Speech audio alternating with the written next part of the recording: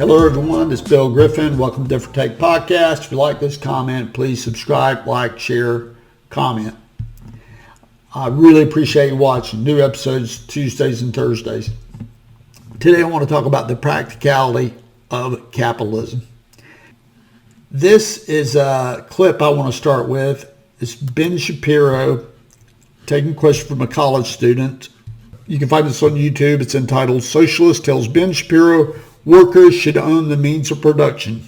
And this is a example that is used is workers, and they make pencils in a pencil factory.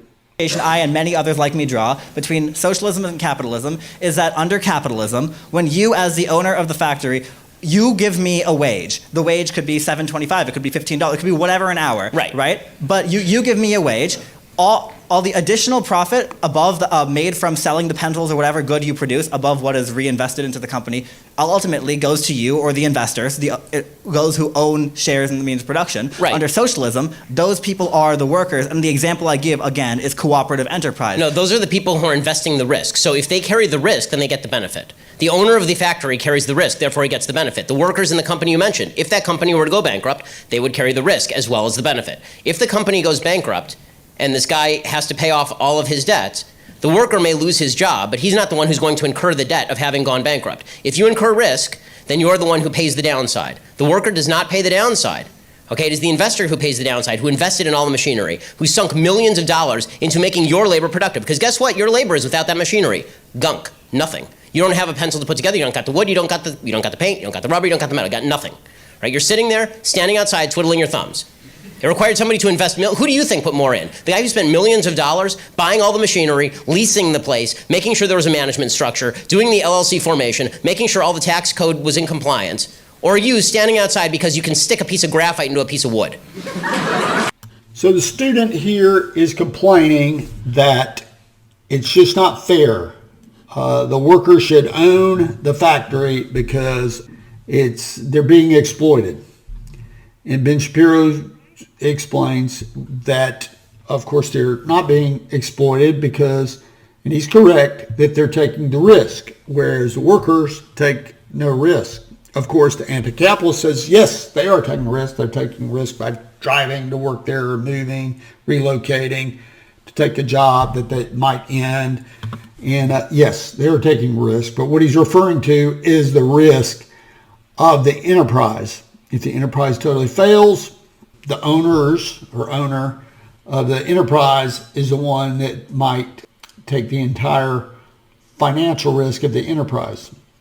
So there's talking about the fairness of it all, but there's also the practical side in terms of how many pencils do we make? What inventory do we hold? What price do we pay for the materials or the equipment? Who decides these things? And that's the one thing that anti-capitalists never quite often come close to explaining in any sort of coherent fashion how these decisions are made, which if they're made poorly, the enterprise fails. This is Richard Wolff, WLFF. He is a self-proclaimed Marxist. He is academic, claims that he's a Marxian economist. He recently did a YouTube video with someone named Lex Friedman, pretty popular YouTube channel, Friedman. Said several named guests, Joe Rogan, Douglas Murray. But it's very difficult to get through a conversation with him, and he's never asked how are these decisions made, only that the workers are getting screwed, and he goes to some links explaining, and often his examples are incomplete.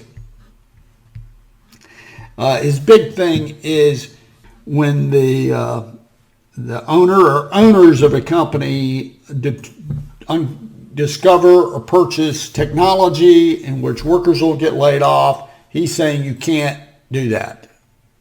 I think that's one of his primary arguments, because it's immoral to lay off workers, ever. So if you make a mistake and hire too many workers, that's not immoral. It just doesn't make sense. His logic doesn't make sense in a lot of ways. But he never explains how these decisions are made.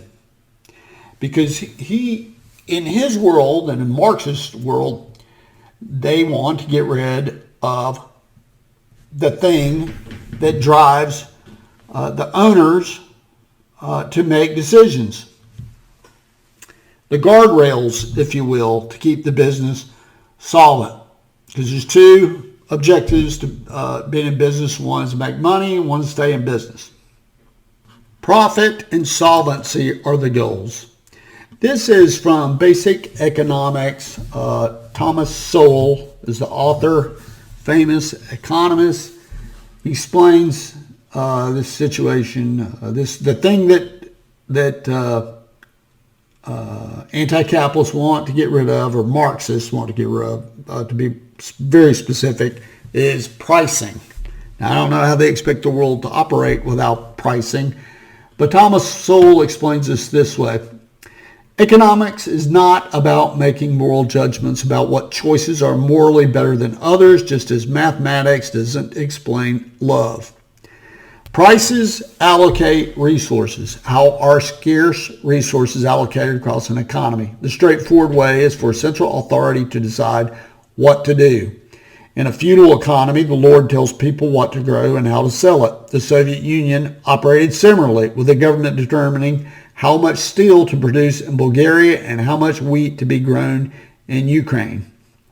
The problem with this method is that economies are so complex with many millions of products and services that allocating resources optimally across millions of items is incredibly difficult.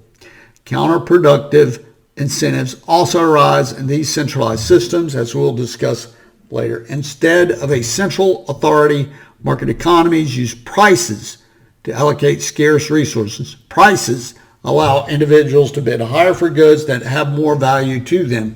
Prices connect market participants in a complex network without a central coordinator. Prices allow producers and consumers to ignore why things are getting cheaper or more expensive. They can simply make decisions based on prices alone. Richard Wolff, he doesn't like this. He doesn't like this at all. He thinks it's immoral to raise your prices when you have a shortage of inventory. Thinks that's when there's a shortage, he thinks it's immoral to raise pricing. But he has no problem with lower pricing. That is the mindset. It's all about eliminating the wealth gap. That's really what it's all about. This is Margaret Thatcher explaining just that. But what the honourable member is saying is that he would rather the poor were poorer, provided the rich were less rich. That way you will never create the wealth for better social services as we have.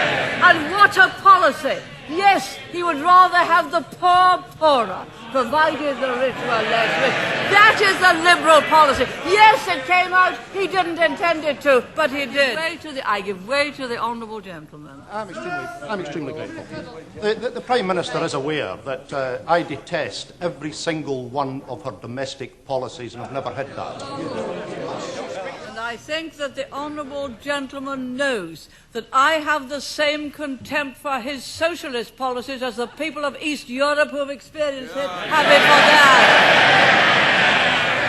I think I must have hit the right nail on the head when I pointed out that the logic of those policies are they'd rather have the poor poorer. Once they start to talk about the gap, they'd rather the gap was that. Down here. That. Not that. But that. So long as the gap is smaller, they'd rather have the poor poorer. So Margaret Thatcher, Prime Minister of the UK in the 80s, early 90s, explains that pretty well, that is what anti-capitalists are after. It's not a more prosperous economy. It's just, as she put it, they would rather have the poor poorer as long as the rich are poorer. And this is the practicality of capitalism, because somehow, decisions have to get made. There has to be a method, and at the end of the day, people make decisions on, as I said, all the things that go into how goods and services are produced that people want and need. It's really not very complicated. So that is the practicality of it. You can set the morality aside, as Thomas Sowell says. Economics is not about making moral judgments. So that's my episode today. I hope you like it. If you do like this content, please subscribe, like, share, comment. I really appreciate watching. Thank you.